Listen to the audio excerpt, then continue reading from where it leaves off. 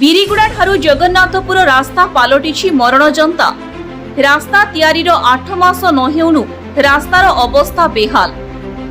ନବରଙ୍ଗପୁର ଜିଲ୍ଲା ନନ୍ଦାହାଣ୍ଡି ବ୍ଲକ ଜଗନ୍ନାଥପୁର ପଞ୍ଚାୟତଠାରେ ଗ୍ରାମବାସୀ ଅତି ଦୟନୀୟ ଅବସ୍ଥାରେ ଯାତାୟାତ କରୁଥିବା ଅଭିଯୋଗ କରିଛନ୍ତି। ଧବୁଲୁ ମହୁରିଆ, ଗୋପୀ ମହୁରିଆ, ମନୋଜ, ସୁଶାନ୍ତ ମାଳି ଓ ଗ୍ରାମବାସୀଙ୍କ ଅଭିଯୋଗ ଏହିକି ଯେ ଗ୍ରାମର ରାସ୍ତା କାମ ହେଲା, କିନ୍ତୁ ରାସ୍ତା ହେବାର 1 ବର୍ଷ ନ ହେଉଣୁ ମଝିରେ ମଝିରେ ପ୍ରାୟ 3 ରୁ 4 ମିଟର କାଦୁଅରେ ପରିଣତ ହୋଇଯାଇଛି। ରାସ୍ତାର ମାଟି ଉଠି ଯାଇଛି। ତେବେ ଏଠାରେ ପ୍ରଶ୍ନ ଉଠୁଛି କି ଏଠାରେ ଠିକାଦାର ଓ ଯନ୍ତ୍ରୀଙ୍କ ମଧୁଚନ୍ଦ୍ରିକାରେ କାର୍ଯ୍ୟ ହୋଇଥିବା ଜଣାପଡୁଛି। କାରଣ ଠିକ୍ ସମୟରେ ଯନ୍ତ୍ରୀଙ୍କ ତଦାରଖ ନାହିଁ। ତେଣୁ ଏହି ରାସ୍ତାର ତଦାରଖ କରାଯାଇ ଶୀଘ୍ର ରାସ୍ତା ମରାମତି ନିମନ୍ତେ ଗ୍ରାମବାସୀଙ୍କ ଦାବି ଜୋର ଧରିଛି।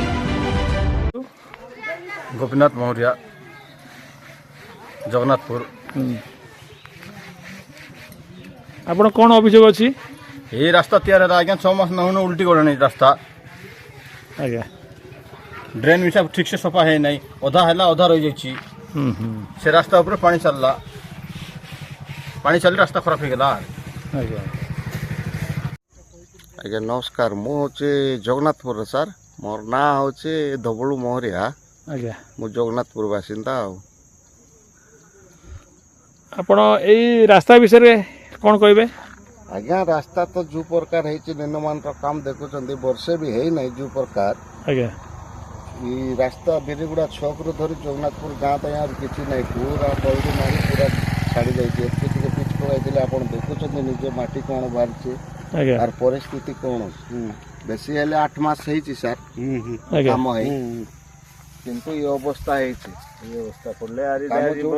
बहुत तो डुप्लिकेट काम है, एकदम बेकार काम है। आम सरकार कहवा चाहूँ टे भल पिला छुआ कॉलेज स्कूल आसा जा वर्षा दिन खसी पड़ जा गाड़ी फाड़ी साइड देवा को रास्ता हो नहीं। रास्ता काम बोली सरकार कोटी कोटी टका खर्च करुँचे, टेंडर पकाई दौरान खाली भारी आसंट्राक्ट जमी मनीषा कर बाहरी जाऊँच। किए अधिकारी ना जेई ना यही किए सरकार अधिकारी आसिक काम चेकिंग नहीं फेकिंग नहीं, खाली काम कर चलते बुझे कि नहीं। मनमानी शासन कॉन्ट्रैक्ट कर